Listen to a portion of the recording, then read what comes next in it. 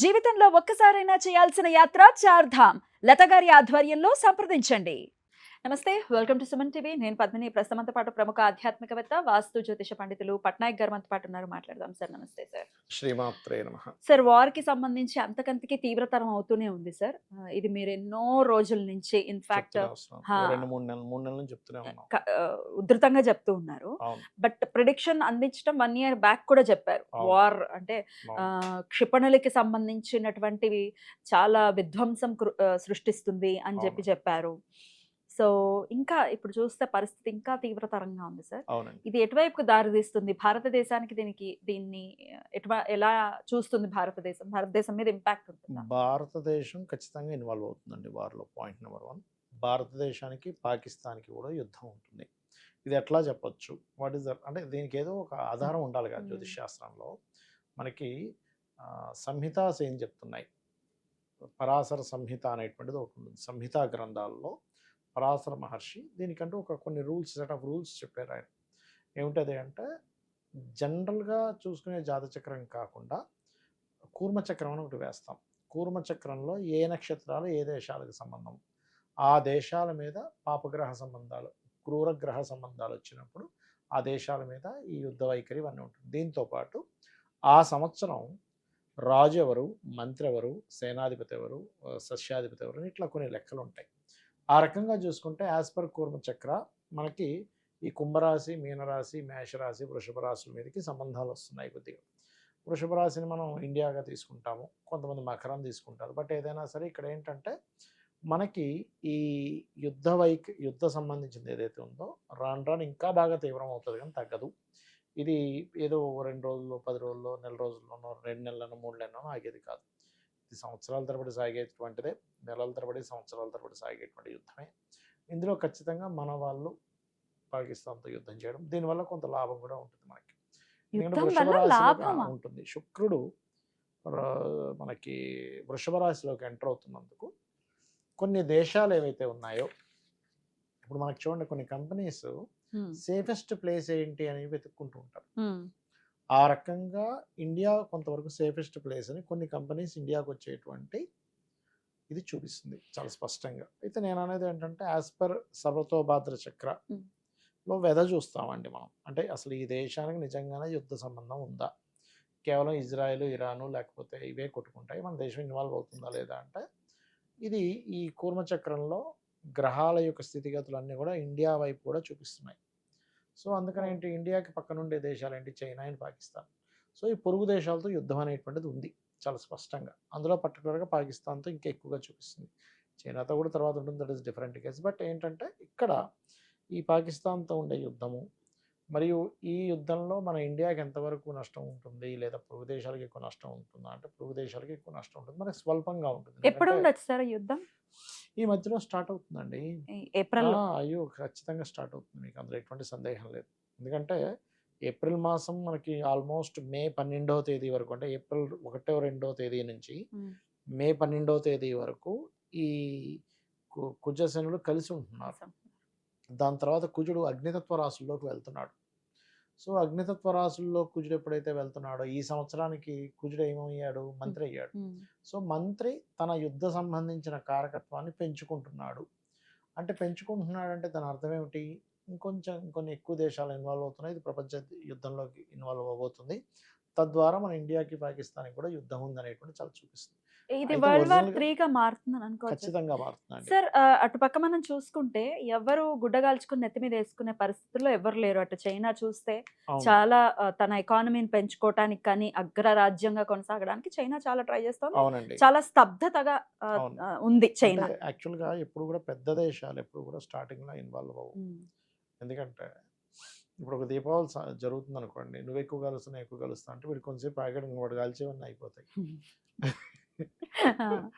ఎప్పుడు కూడా పెద్ద పెద్ద దేశాలు ఏం చేస్తాయంటే స్టార్టింగ్లో ఇన్వాల్వ్ అవ్వండి, కొన్ని రోజులు సైలెంట్గా ఉంటాయి. సైలెంట్గా ఉండి ఈ దేశాలు, చైనా కానీ ఈ దేశాల ఇది ఎలా ఉంటుందంటే, అవతల దేశం మీద మనం అటాక్ చేయకుండా ఏ దేశం బిజీగా ఉందో, వీళ్ళు దేన్ని ఆక్రమించుకోవాలనుకుంటుంటారో దాన్ని ఆక్రమించుకునే పని చేస్తూ ఉంటారు. అర్థమైందండి. ఈ దీంట్లో కొంతవరకు పీఓకేని కొంతవరకు ఆక్యుపై చేయడము జరుగుతుంది. చైనా ఉమ్, చైనా కాదు, మన ఇండియా కూడా ఉమ్, పాక్ ఓకే. ఆక్యుపైడ్ కాశ్మీర్ని కొంతవరకు ఆక్యుపై చేయడం జరుగుతుంది. ఉమ్, కొన్ని దేశాల కంపెనీస్ మన ఇండియాకి రావడం జరుగుతుంది. కొంతవరకు యుద్ధం మూలంగా కొంత నష్టపోవడం కూడా జరుగుతుంది. ఉమ్, కాకపోతే ఈ మూడో ప్రపంచ యుద్ధం వల్ల ఎక్కువ నష్టపోయేది ఎవరంటే సౌదీ కంట్రీసే.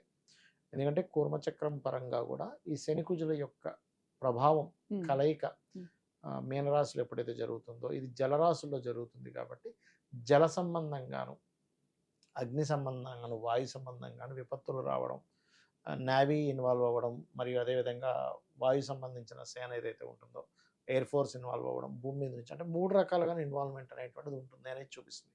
దీనికి ఏమిటి అంటే ఒకటి 3 సార్లు పంచగ్రహ కూటమి రావడము. రెండోది మనకి ఇప్పుడు చూడ్డానికి 3 గ్రహాలు కలిసి ఉన్నాయి గానీ శని, కుజ, రవి కలిసి ఉన్నాయి గానీ పరివర్తన యోగంలో బుధ అండ్ గురువులు కలిసారు. ఈ బుధ గురువుల కలయిక కూడా వల్ల ఏమవుతుంది అంటే బ్యాంకింగ్ సెక్టార్స్, ఐటీ సెక్టార్స్ ఇవన్నీ అనుకున్నాం మనం మొన్న వీడియోలో కూడా. దీని ప్రభావం ఉంటుంది. అట్లాగే ఇది ఈ దేశాలకు ఇస్తుందా ఇవ్వదా అంటే ఖచ్చితంగా ఇస్తుందని మనం చెప్పుకోవాలి. అయితే ఒరిజినల్‌గా అయితే అసలు యుద్ధం రాకూడదనే కోరుకోవాలి మనస్ఫూర్తిగా. Definitely. ఎందుకంటే చాలా మందికి నష్టం ఉంటుందండి యుద్ధం వల్ల. లాభం అనేటువంటిది ఉండదు. ఎక్కడో దేశాలు యుద్ధం జరిగితే మన భారతదేశంలో మనం మనం ఎంత ఇబ్బంది పడుతున్నాం, అంతే గ్యాస్ కి కదా! సంబంధించి, గ్యాస్‌కి ఫ్యూయల్ కి సంబంధించి ఇబ్బంది సంబంధించి పడుతుంది కదా! పానిక్ అవును. సిచ్యువేషన్ వచ్చేసింది. యాక్చువల్‌గా నేను ఈ విషయం చెప్పడానికి కూడా కారణం ఏంటంటే సరిహద్దుల్లో ఉండేటువంటి వాళ్ళకి ముఖ్యంగా ఇబ్బంది ఉంటుందండి. అందుకని సరిహద్దుల్లో ఉండేవాళ్ళు వాళ్ళ జాగ్రత్తలు వాళ్ళు తీసుకోవాలి. ఉమ్, ముఖ్యంగా ఈ యుద్ధాలవి ఎక్కువ జరుగుతున్నప్పుడు ఏంటంటే మనదంతా కూడా ఫార్మింగ్ మీద ఆధారపడినటువంటి దేశం అవును, కాబట్టి ఇవి కొన్ని ఇంపోర్ట్ చేసే ఉంటాయి. ఉమ్, సో ఇంపోర్ట్ చేసేటువంటి వస్తువులు ఏవైతే ఉన్నాయో ఆ యొక్క విషయంలో కేవలం కొన్ని దేశాలను నమ్ముకోవడం కాబట్టి ఇంకెక్కడ మనం పంపించగలము, ఎలాంటిది ఉందనేటువంటిది కొంత మనం దాని విషయంలో కొంత అప్డేట్ అవ్వాల్సిన పరిస్థితి ఉంది ఉమ్, ఉమ్, ప్రధానంగా తీసుకున్నట్లయితే. అందులోనే అది కాకుండా ఇప్పుడు మీకు తెలియదే ఉంది, మనకి ఆల్రెడీ కమర్షియల్ గ్యాస్ మీద ఎఫెక్ట్ ఉంది. రేపు పొద్దున మనం నార్మల్ గ్యాస్ మీద ఉంటుందని చెప్పుకున్నాం మనం చాలాసార్లు. సో దాని ప్రభావం ఇంకా ఎక్కువగా ఉంటుంది కాబట్టి గ్యాస్ ఒకటే కాకుండా కొంచెం మనం ఇంకేమేమి ద్వారా మనం వంట వండుకోగలము, కాస్త పచ్చళ్ళు కానీ పౌడర్లు కానీ జాగ్రత్త పెట్టుకోవడం, కొంచెం క్యాష్ కొంతవరకు చేతిలో పట్టుకోవడము, ఎంతవరకు జాగ్రత్తగా ఉండాలి ఏంటనేటువంటి కొన్ని నిర్ణయాలు తీసుకోవడం, ఇటువంటివన్నీ కూడా చేయడం మంచిది. మిగతా కొన్ని కంట్రీస్లో మన ఇండియన్స్ కూడా ఉంటారు. అక్కడ యుద్ధ వైఖరి ఎక్కువగా ఉండేటువంటి ప్రదేశంలో ఇండియాకు వచ్చేసేయడం బెస్ట్ అసలు నన్ను అడిగితే.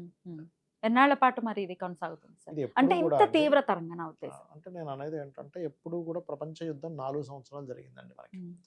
మనకి ఫస్ట్ ప్రపంచ యుద్ధం 19 స్టార్టింగ్లో వచ్చినప్పుడు ఒకటి 4 ఏళ్ళు, ఒకటి 8 ఏళ్ళు, 8 ఏళ్ళు, 4 ఏళ్ళు ఎక్కువగా జరిగింది. మనకి 39 to 45 మధ్యలో కూడా 39 to 45 మధ్యలో 45 మధ్యలో జరిగింది. ఒక 6 సంవత్సరాలు దాదాపు అక్కడ జరిగింది. జరిగింది. అంటే ఏంటంటే ఎప్పుడైనా ప్రపంచ యుద్ధాలు జరిగేటప్పుడు ఎక్కువసేపే ఉంటుందండి, ఎక్కువ కాలమే ఉంటుంది. అయితే ఇప్పుడంతా కూడా కొంచెం ఫాస్ట్ యుగం కాబట్టి కొంచెం అంటే ఇది నెలల్లో అయితే అవ్వదు, సంవత్సరము అంతకంటే ఇంకా ఎక్కువ ఏళ్ళ తరబడి సాగేటువంటిది. ఎందుకంటే శని మీనరాశిలోకి వెళ్తున్నాడు, శని మీనంలోనే ఉన్నాడు కదా. మీనంలో ఉన్నాడు, మేషంలోకి వెళ్తున్నాడు. శని మేషంలోకి వెళ్తున్నాడు. అవును. కుంభం నుంచి మీనంలోకి వచ్చాడు, మీనం నుంచి ఇప్పుడు మేషంలోకి వెళ్తాడు అవును. ఒక సంవత్సరం, అవును. నెక్స్ట్ ఇయర్ జూన్ నుంచి. ఉమ్. సో ఎప్పుడైతే శని మేషంలోకి వెళ్తున్నాడో కాలసర్ప యోగంలో ఉండేటువంటి గ్రహాలను తీసుకున్నా శనికి 2 పాపగ్రహాల సంబంధం ఏర్పడినటువంటివి ఇవన్నిటినీ క్రోడీకరించి మనకి ఉన్నటువంటి ఈ యొక్క ముండేన్ ఆస్ట్రాలజీ పరంగా అండ్ సర్వతోభాద్ర చక్రం పరంగా తీసుకుంటే ఇది కొంచెం దీర్ఘకాలంగానే ఉంటుంది అనేటువంటి చూపిస్తుంది. మేషంలో ఉన్నంత కాలం కూడా మరి ఇంపాక్ట్ ఉంటుందా సార్? అది ఎక్కువగా జాబ్స్ మీద ఉంటుంది. జాబ్స్ మీద మనం లాస్ట్ టైం మనం 4 years బ్యాక్ 4 years బ్యాక్ కూడా చెప్పారు మీరు. అవునండి. సో అప్పుడు ఇంకా ఇది ఒక 6 నెలలు జూన్ వరకు అంటున్నారు కదా. ఇది ఒక 3 నెలలు, ఆయన 2.5 ఏళ్ళు ఉంటాడు, ఇంచుమించు 3 ఏళ్ళు తిరుగులేదు, ఇంక ఇదే దిక్కుమాల పరిస్థితే ఉంటున్నాను. అంటే ఇక్కడ ఏం లేదు, ఇప్పుడు ఎలా ఉంటుందంటే ఈ యుద్ధం వల్ల కొన్ని దేశాల మీద కొన్ని దేశాలు యాటమ్ మన అణుబాంబు ప్రయోగం చేస్తుందండి. ఇప్పుడు అణుబాంబు ప్రయోగం చేస్తే అక్కడ ఉండే దేశాలు కానీ అక్కడ ఉండే పరిస్థితులు కానీ మారిపోతాయి కదా. దాన్ని కూడా సూచిస్తున్నట్టే చెప్పాలంటే శని మీనం నుంచి మేషంలోకి వెళ్ళడం అనేటువంటిది దాన్ని ఒక విధ్వంసాన్ని సూచిస్తుంది. మనం జరగకుండా ఉండాలని అందరం కోరుకుందాం. ఎందుకంటే లోకా సంస్థ సుఖినో భవంతు అనుకునేటువంటిది మనది ఒకటే. కానీ కొంతమంది ఇంకా మూర్ఖులు, మనం ఏం చేయలేము.